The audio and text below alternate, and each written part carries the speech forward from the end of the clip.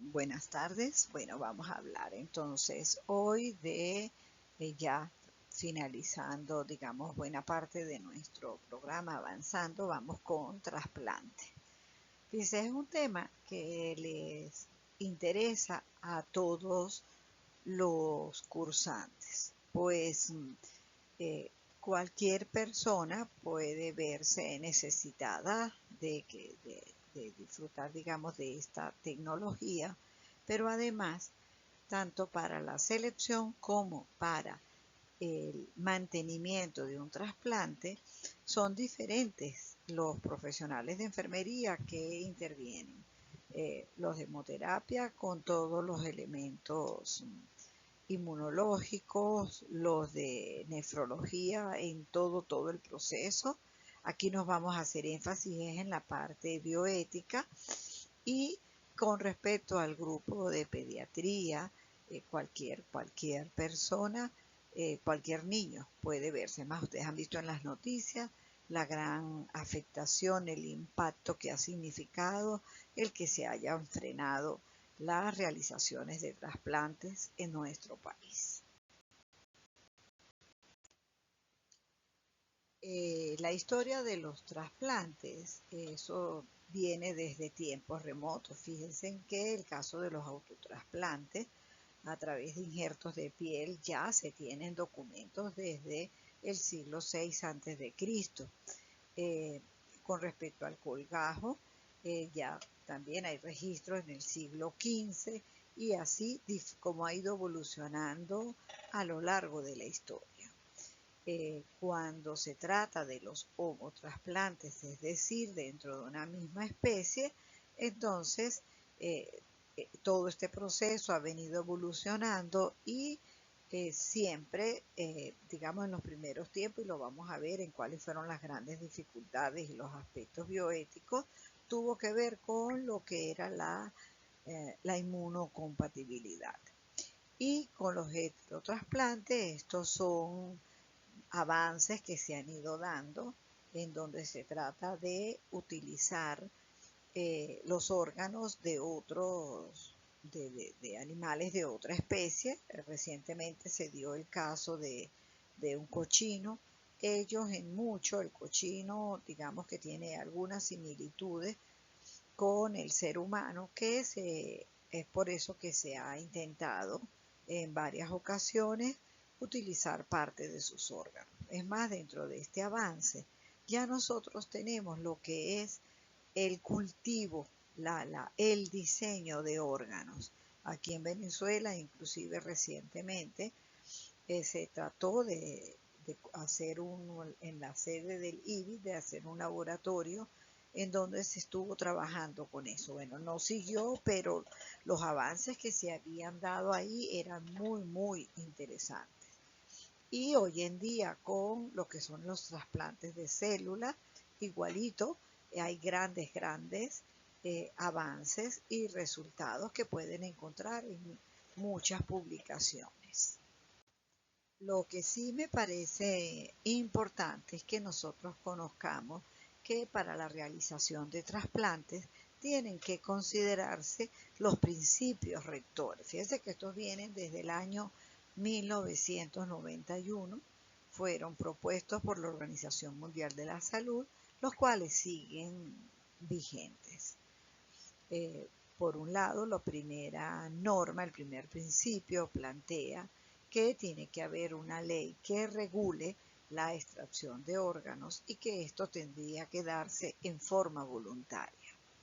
La segunda, que los médicos que determinan la muerte, el caso de la muerte encefálica, no pueden ser los mismos que participen en la extracción de órganos, ni mucho menos los que actúen durante el proceso de trasplante. Eso para evitar cualquier, digamos, intereses en particulares, cualquier situación, suspicacia que podría generar más bien daño para lo que es la gran importancia de este proceso.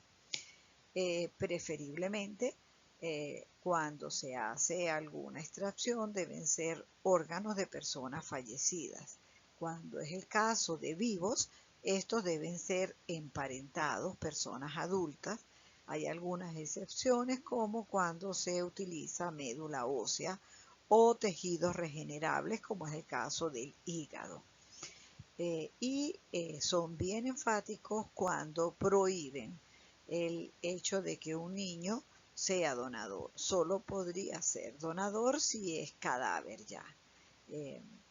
Ahí hay que tener entonces mucho cuidado con respecto a las compatibilidades y las posibilidades de que el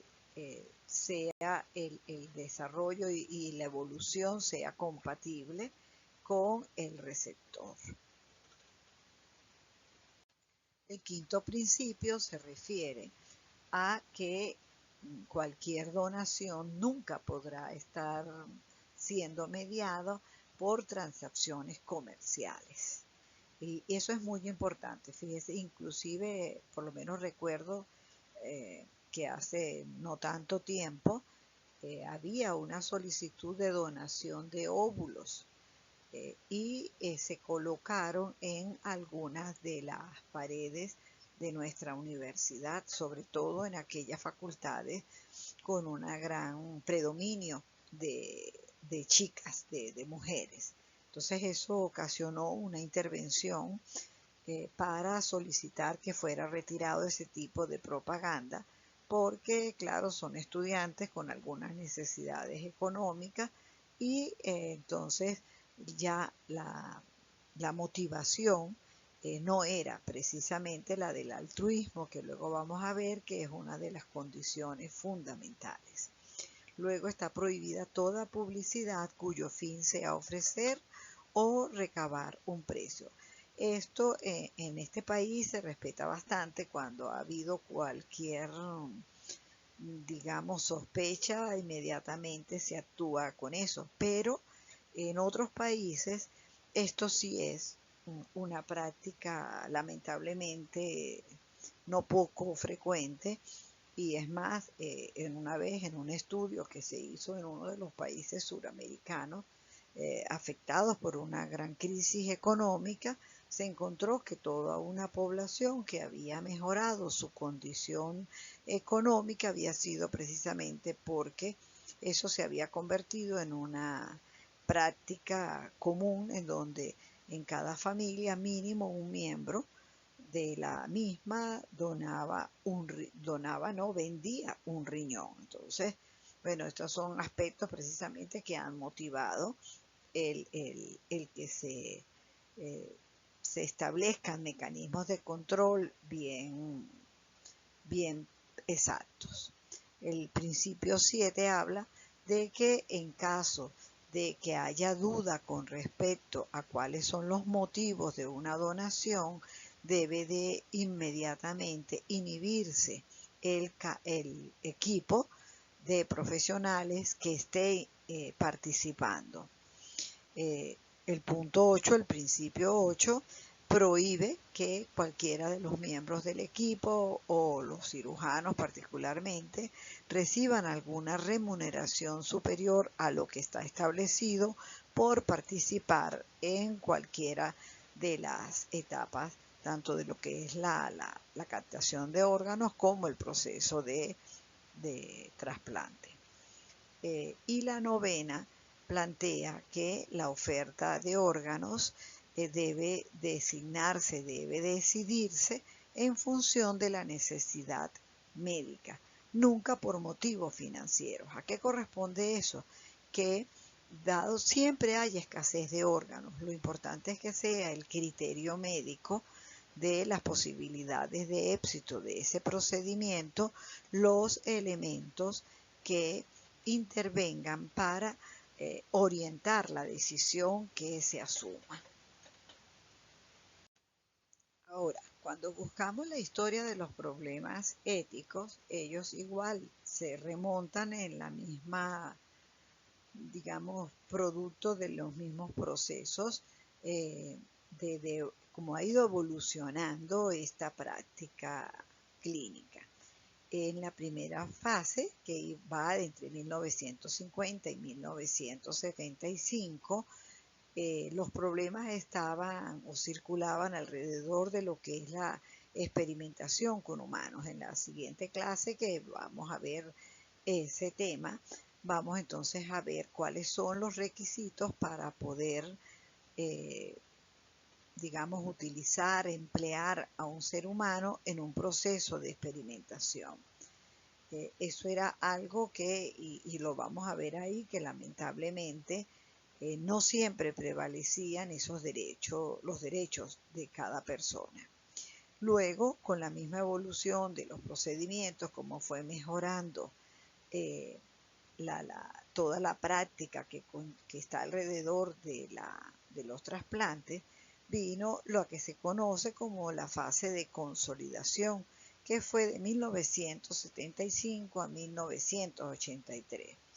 Aquí entonces el problema giraba fundamentalmente hacia poder definir en qué momento se había dado la muerte, cuándo era de verdad una persona que procediese de una unidad de cuidados intensivos, candidato para la donación, y todo el proceso que tenía que considerarse para no violentar los derechos de esa persona o sus familiares. Y otro elemento que tenía y que tuvo mucho peso para ese periodo era la relación riesgo-beneficio y costo-beneficio, porque precisamente todavía no se había logrado una consolidación y aunque ya ya teníamos más herramientas como para poder saber cuándo podía encontrarse ese donante, existía entonces digamos, todavía el riesgo a que la técnica no era tan exacta, todavía existían los rechazos, entonces era una situación que tenía que manejarse también con mucho pulso, porque hasta dónde los presupuestos de los estados se dedicaban a algo que todavía no daba muchas garantías, más que todo según el desarrollo tecnológico de cada país. Y luego ya llegamos a la fase terapéutica. A partir de este momento, cuando ya se ha logrado avanzar con todo el tratamiento de las sustancias que evitan el rechazo de órganos, que esto arrancó con la ciclosporina y que eso ha ido cada vez evolucionando y mejorando, entonces ya el trasplante fue un hecho factible, con una claridad bien precisa de lo que era lo que representaba para el trasplantado, que significa un cambio de estilo de vida total, a volver a adquirir independencia. Pero aquí entonces el problema a partir de este momento están relacionados con la escasez de recursos y órganos, porque estos son unos procedimientos muy costosos.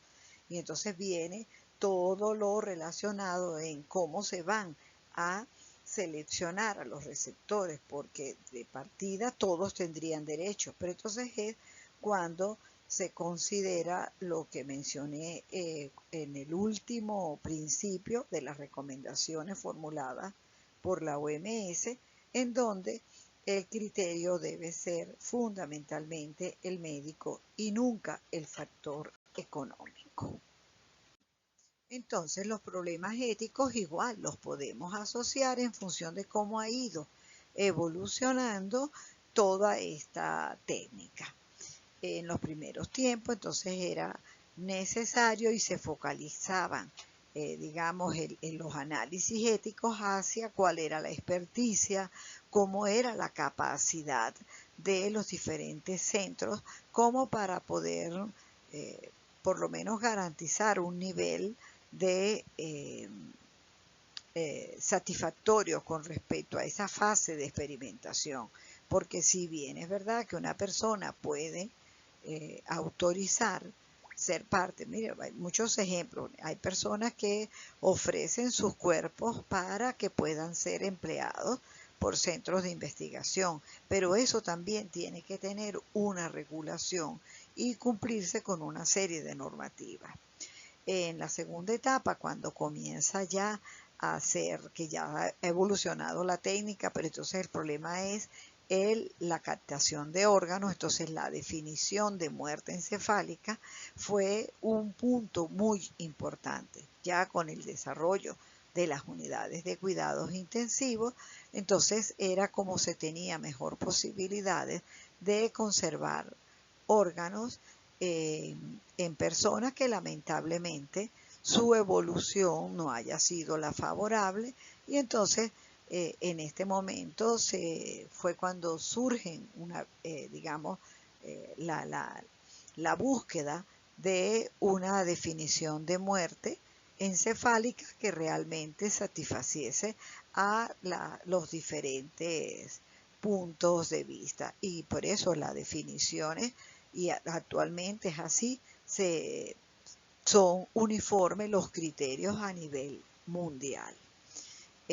Y aquí es donde tenemos que el equipo que evalúa y que diagnostica la muerte encefálica tiene que ser distinto al que participa en el trasplante. Y para garantizar que todo sea como se ha ido formulando, entonces es cuando se busca y se hizo público todos los criterios para poder tomar decisiones, tanto los de muerte encefálica como los criterios para poder ser un donante o un receptor. Y los principios bioéticos que están aquí presentes son el de la autonomía y la beneficencia.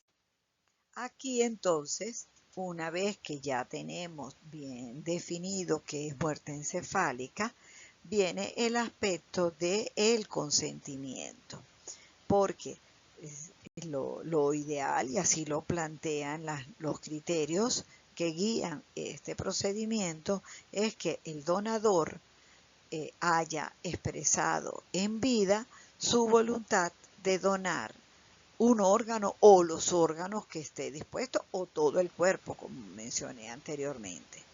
Entonces, aquí se distinguen dos tipos de consentimiento. Inclusive en bibliografía pueden encontrar otros, pero estos son, digamos, los más discutidos y que tenemos que tener muy claro. El consentimiento expreso es el que da toda persona, estando consciente en su sano juicio, que dice: yo dono una vez que yo fallezca, dono todo o tales órganos. Ese es el expreso que debe de estar escrito, y que aun que la familia no esté de acuerdo, eso es algo que tiene peso y es manejado considerando que esa fue la decisión de esa persona. Pero lo otro es el consentimiento presunto. Este consentimiento presunto inclusive fue un punto de gran discusión en nuestro país, porque con la reforma de la ley de trasplante, él se incluyó. El consentimiento presunto plantea que si una persona no se ha negado, no ha expresado de manera clara su negativa a participar, es que se presume que esa persona está dispuesta a donar sus órganos una vez que sea diagnosticada su muerte. Eso en el país generó mucho revuelo. Se podría decir que aquí nunca se cumplió como tal, porque siempre prevaleció la opinión, si no existía el consentimiento de la persona que había fallecido, se requería el consentimiento de los familiares. Y esto llevó entonces a de verdad que se perdieron muchas oportunidades. Pero desde el punto de vista bioético siempre se sugiere que se hagan campañas para estimular el consentimiento expreso, y que no se dé por sentado el que una persona no lo exprese no quiere decir que esté dispuesto. Y mucho más en nuestras latitudes, en este mundo occidental, en donde es poco frecuente que conversemos, que pensemos sobre el asunto de la muerte. Y claro, ¿quiénes son los mejores candidatos para pensar en donadores? Aquellos todavía adultos, pero con buen estado general, generalmente que llegan a una terapia intensiva consecuencia de un evento violento, inesperado como accidentes de tránsito, bueno, nuestros lamentables motorizados, etcétera. Esos son los casos más, digamos que en línea general se consideran como los principales donantes de cadáver. Ahora, en algunos países este consentimiento presunto sí lo tienen como un hecho obligatorio. Lamentablemente, países de tendencia totalitarista son los que más han caído dentro de esta práctica.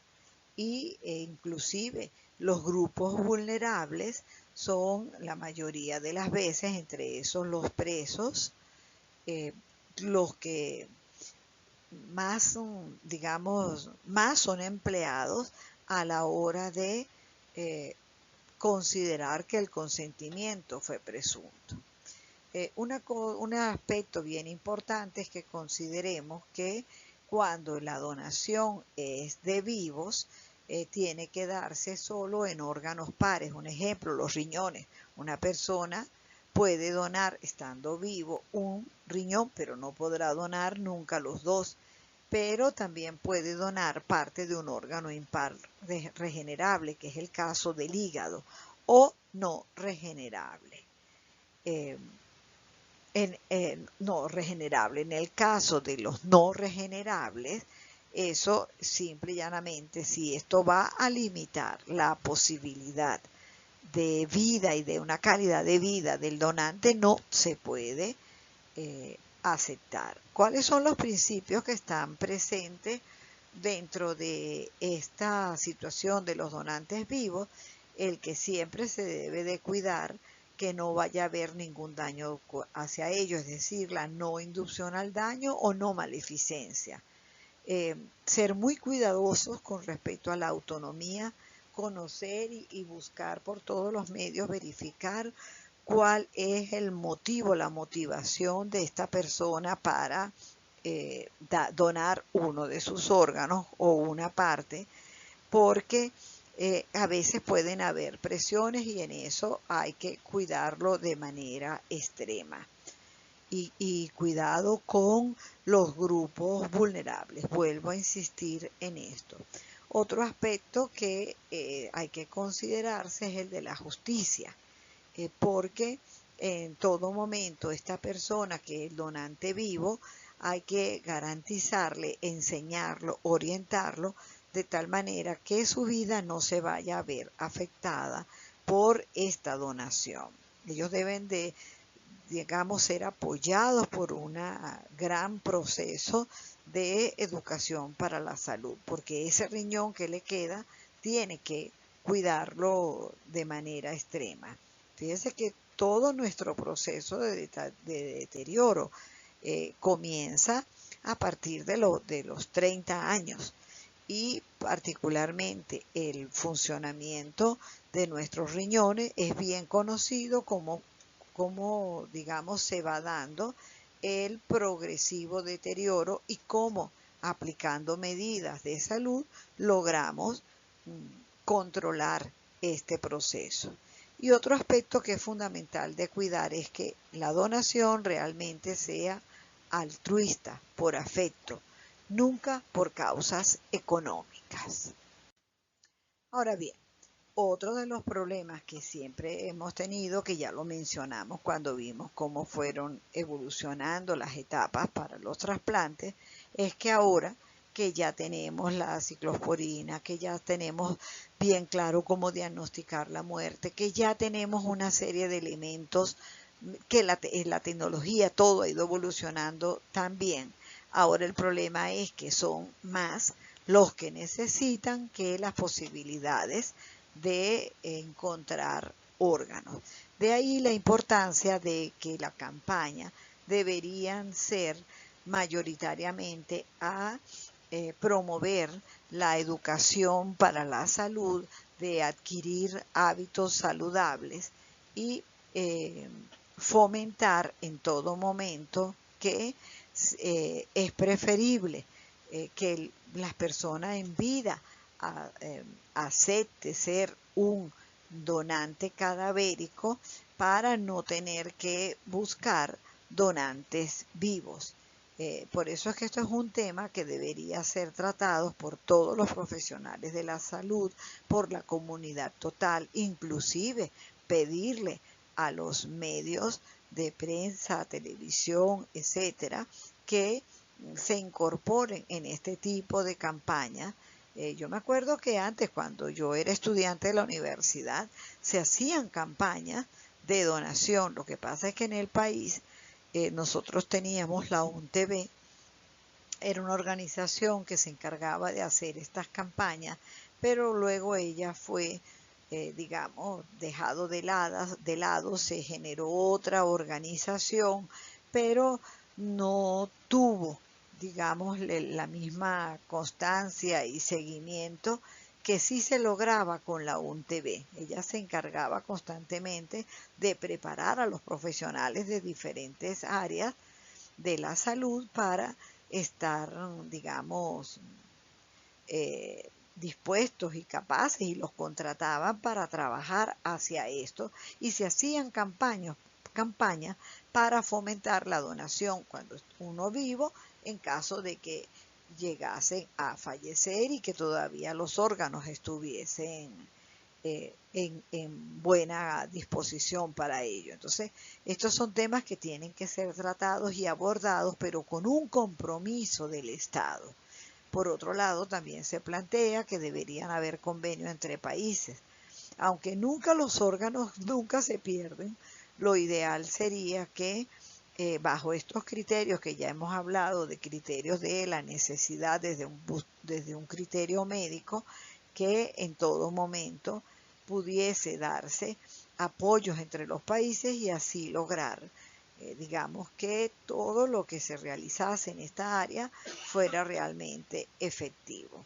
Y de esa manera garantizar el acceso para el que lo necesita, de manera que no tenga que ser costeado por la persona, que es un ejemplo del problema que tenemos hoy en día, que aunque algunas instituciones que hacen este tipo de intervenciones eh, cubren algunas partes, pero otra parte la tiene que cubrir el paciente o la familia, y resulta que eso es realmente costoso.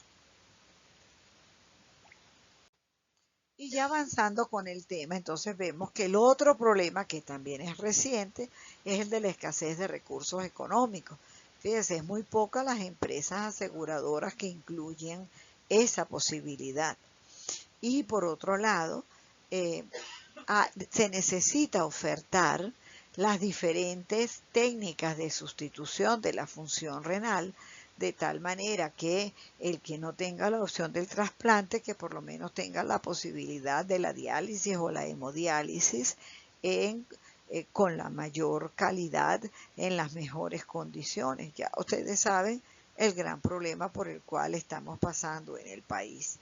Entonces, eh, eso tiene que ser realmente un compromiso, y mucho más en un país como el nuestro, en donde se dice que garantiza la salud de todos. ¿Cuál es el principio que está aquí involucrado? El de justicia y el de calidad de vida. Porque fíjense, cuando nosotros hablamos de trasplante o de las terapias de diálisis, estos son dos situaciones totalmente, lo que es la calidad de vida de una persona a la otra, son totalmente radicales. Aquí también es muy importante que estos temas se aborde con la mayor transparencia con el paciente, con la familia, para que cualquiera que sea la opción terapéutica, que la persona esté al tanto de lo que esto implica. Un aspecto muy importante es el de la relación con los medios de comunicación. A veces uno ve películas que poco ayudan para ver con, digamos, la ajustada realidad científica, bioética, que significa estar abordando este tipo de temas. A veces a nivel del cine, más que todo, se aborda esto de una manera muy ligera que puede generar mucha confusión y mucho más en un país o en estos países en donde no hay campañas realmente abiertas, públicas, para que se conozca esto con su mayor claridad. Yo siempre recuerdo aquí la película John Q, eso es una cosa que yo digo poco ayuda, o el caso de una de las películas de Almodóvar.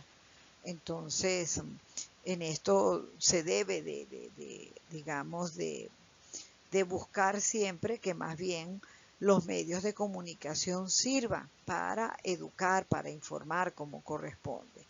Esto explica un ejemplo por qué siempre será anónimo quién fue el donante, y va a ser también, se va a resguardar la identidad del receptor. ¿Por qué? Porque si no pueden generarse eh, sentimientos confusos como sentimientos de culpa, puede haber un incremento del duelo, pueden haber hasta problemas psicológicos o sí, inclusive se habla de lo psicoinmunológico por la presencia de pensamientos mágicos. Entonces, todo eso hay que cuidarlo. Si ustedes vieron la película El Doctor, ¿se acuerdan cuando el señor que iba a ser operado, iba a ser beneficiado de un trasplante de corazón? Él decía, pero era una persona buena, porque es parte de lo que es esa imaginación de a veces de la población. Y en todo momento hay que resguardar la identidad, porque si no pueden haber hasta conflictos, y eso hay que cuidarlo totalmente. Y saber que cada vez que nosotros hablamos de trasplante, se está haciendo es por el resguardo de la vida de otros, no con otros fines o por cuestiones que no vienen al caso. Y aquí es bien importante saber cuál es la actitud de las iglesias. Fíjense que encontramos que a nivel de la católica, cristiana, evangélica, la anglicana, la protestante, el mismo budismo zen, ellos son bastante, aceptan y ven, más bien vinculan la donación como un hecho de caridad, como un acto de amor. Ahora, a nivel de los mormones, el Islam, ahí va a haber la diferencia entre los que son ortodoxos y los no ortodoxos, pero en línea general tienden a dejarlo esto como un hecho de la libertad de la persona, o sea, según su autonomía. Los testigos de Jehová, esto es algo bien particular. Ellos, aunque no aceptan la recepción de sangre, eh, ellos, en el caso de por lo menos de órganos, en el caso específico del riñón, ellos no lo ven tan mal si es un cadáver. Lo que no aceptan es que sea de un donante vivo, o como tampoco aceptan médula ósea. Y en el caso del judaísmo, ellos son también bastante abiertos y lo dejan mucho a lo que decida cada persona, encontrándose la diferencia entre los ortodoxos y los no ortodoxos. Aquí en Venezuela, desde el punto de vista legal, tenemos la ley de 1992, que posteriormente fue modificada, pero mantuvo mucho de lo de esta ley del 92. Aquí señalaba en el artículo 1 que se podía, que no se podía. En el artículo 2 tenía una confusión con respecto a la muerte, porque habla de una muerte clínica, o sea que estaba manejando unos criterios ya superados, o hablaba de términos como ausencia total de vida. Entonces ahí eso eran unos conceptos errados.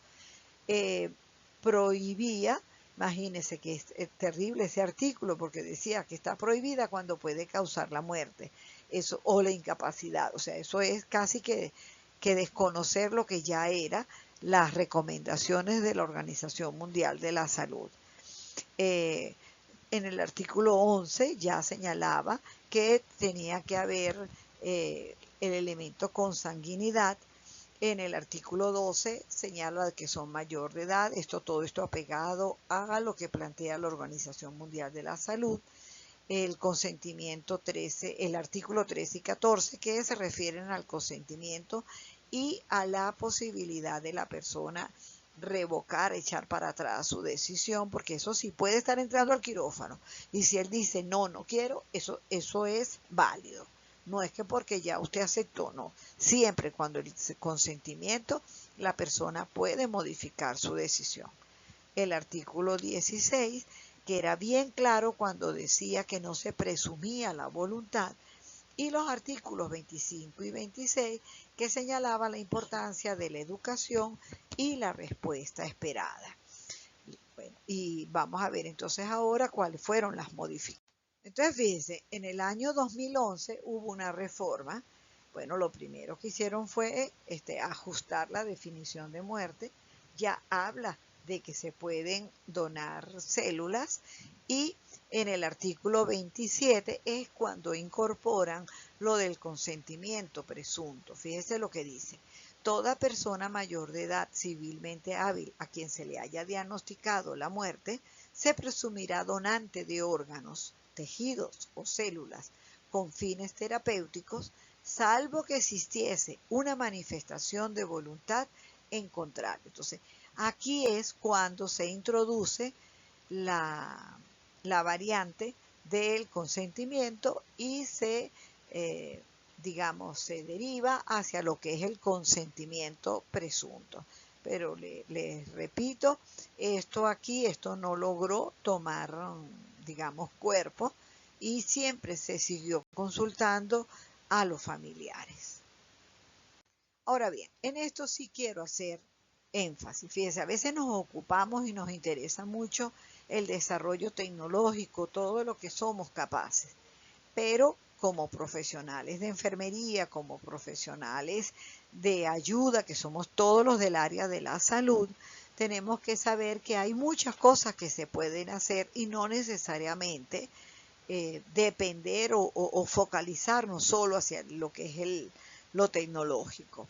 Entonces, de ahí la gran importancia del profesional de enfermería en promover estilos de vida saludables,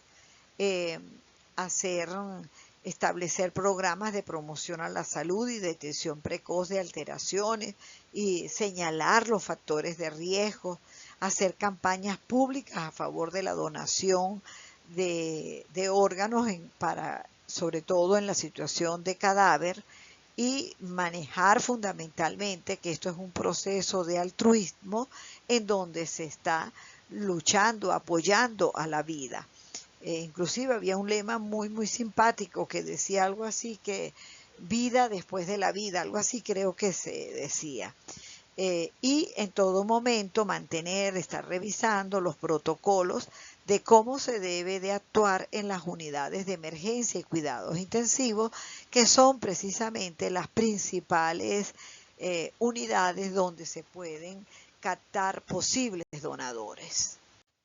Asimismo, estimular que se sigan desarrollando investigaciones en áreas alternativas, esto que yo les comentaba, de que ya se están trabajando en el cultivo, en el diseño de órganos a partir del